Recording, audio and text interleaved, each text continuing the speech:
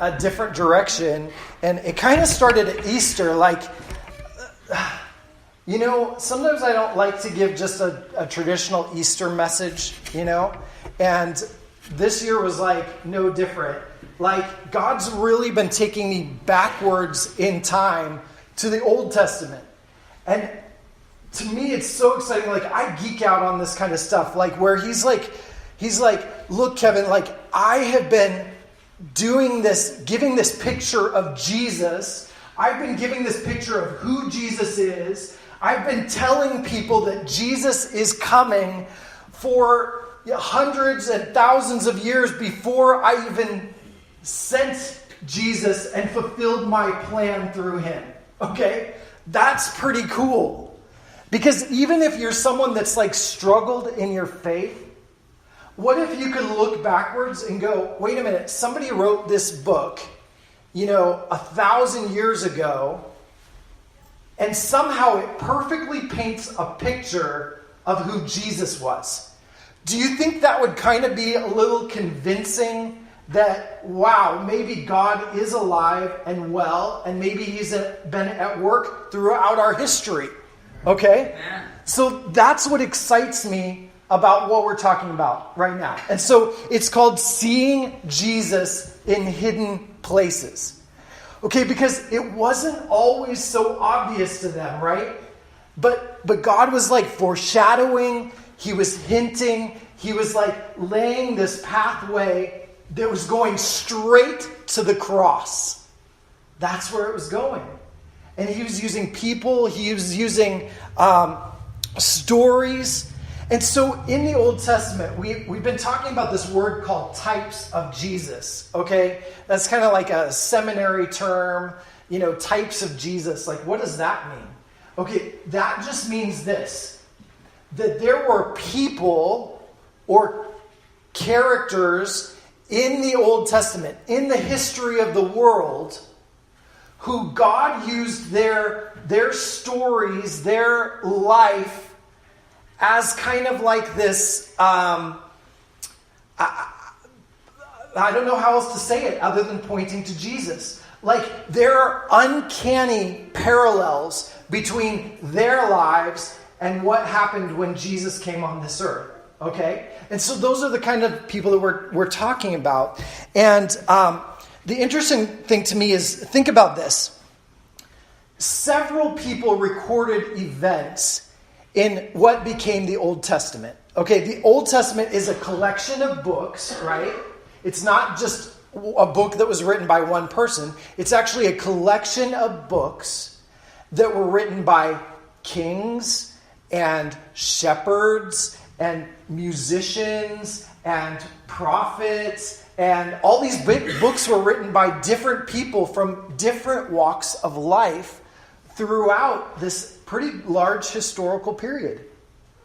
And yet, there's this theme that flows through every single one of those books and leads to the cross of Christ. And today we're going to look at a person who arguably could be, I think, the most fascinating and influential person in the Old Testament. And last week we talked about Joseph, and remember the crazy connections between Joseph and Jesus as we started looking a little deeper at his story. Well, this one gets even crazier this week, because this story is amazingly similar. There are so many parallels in this person's life to Jesus' life that you almost can't miss them, but I'm afraid that some of us have. There were some of them, as I was studying this, I was just like, whoa, I never noticed that before, okay? So I'm hoping that this will be kind of one of those light goes on moments for you, okay? As we look at the life of Moses. Moses, that great historical figure. And so, okay, before we start, I have a joke. Maybe you've heard this one before. This joke has been around for a long time, okay? And I'm not that great at jokes, so I'm just going to confess up front. But the golf joke. Have you guys heard the golf joke about Jesus and Moses? Okay, good. Fresh audience, yes. Okay. So Jesus and Moses are out playing golf. And the first play is Jesus. And after his swing, the ball lands in the lake. And so Jesus runs toward it. And of course, he walks on water and he grabs his ball off of the lake. Then it's Moses' turn. And bad luck, because the same thing happens to Moses. His ball ends up landing in the water. Well, I'm sure that you know what Moses did, right? When he got to the water, he lifts his staff and he parts the water. And he walks out there and he gets his ball on dry ground. So finally it's time for there was an old man that was with them as well, that was playing with them. And so now it's his turn to play. And his ball lands on top of a tree. Okay, not on the water this time, but obviously none of these guys are that great at playing golf, right? So this guy lands on the top of a tree. Instead of getting the ball, he just waits. And as he waits, they are all watching, and this squirrel that was hiding in the tree goes and it like grabs the ball, right? And it goes down. Well, this wolf attacks the squirrel and eats it. And he goes farther, and then he ends up, throwing up the ball, all right? And then the ball is taken by this eagle that swoops down, and it takes it even further, okay? And it's getting closer to the hole, right? And all of a sudden, the eagle is shot down by a hunter, and the ball falls out of its mouth and drops right into the hole. And Moses looks at Jesus, and he says, "I hate playing with your dad." So, anyway, just had to share that. A little fun. Yeah. So we're going to look at the life of Moses and see how the picture of this man and his life so parallels the life of Jesus. And first of all, he was like Jesus in one of the ways that I think most of us would want to be like Jesus, and that's in his character. And Numbers 12:3, it says this about Moses. In fact, it's interesting because it's almost like this side thought. Like in our modern translations, it's in parentheses.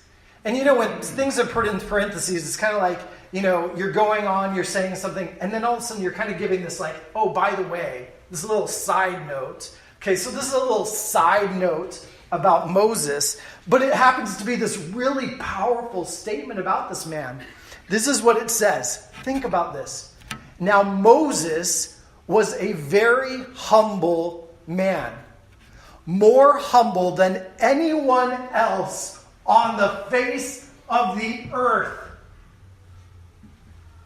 Isn't that that's a really strong statement, right?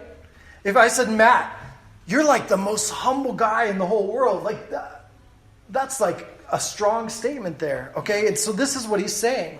Moses had a reputation. And despite the fact that here is this man that is chosen by God himself to become the leader of God's people. This is a man who's performing miracles in God's name by the power of God, and it didn't get to his head. That's pretty amazing, huh? Because even spiritual leaders, we've all seen even spiritual leaders that when they kind of rose in power and influence, we're humans, it goes to our head.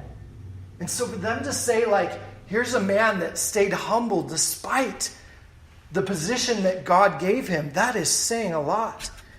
He became what I call a servant leader. Leadership is tricky. Anybody been in a leadership position before?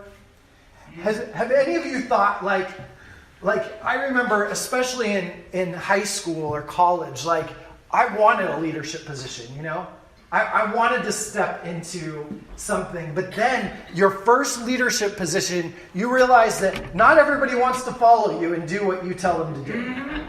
Okay? My son and I were involved in Boy Scouts, and the Boy Scouts leadership is one of the things that they learn. And so many of them, they're I want that title. I want to be the senior patrol leader, right? And then they step into it and they realize whoa, this means responsibility. And this is hard, right? So a lot of things happen in leadership. We all know leaders who are dominant. We know leaders who are demanding.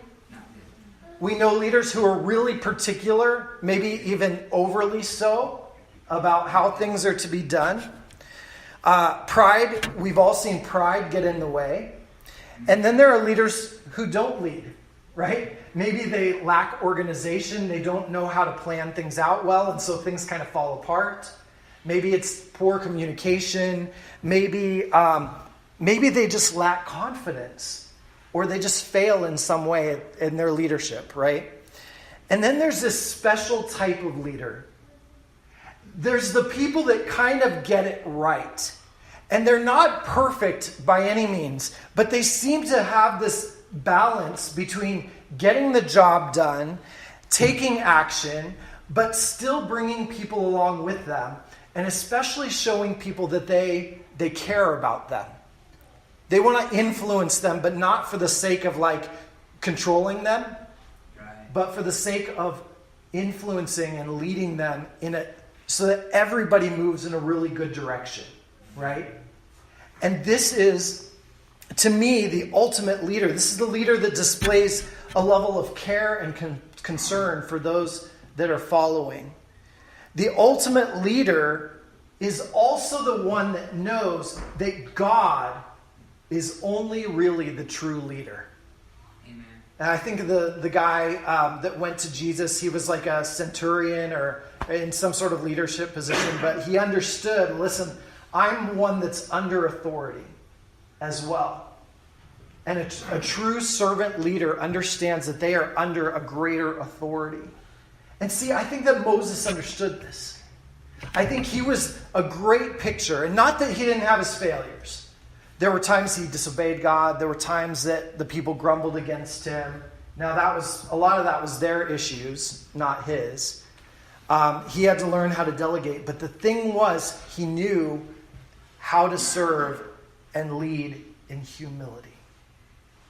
And I think that there probably is no other person that could say that outside of Jesus himself. And that's why I believe that Moses was such a picture in his character of who Jesus was.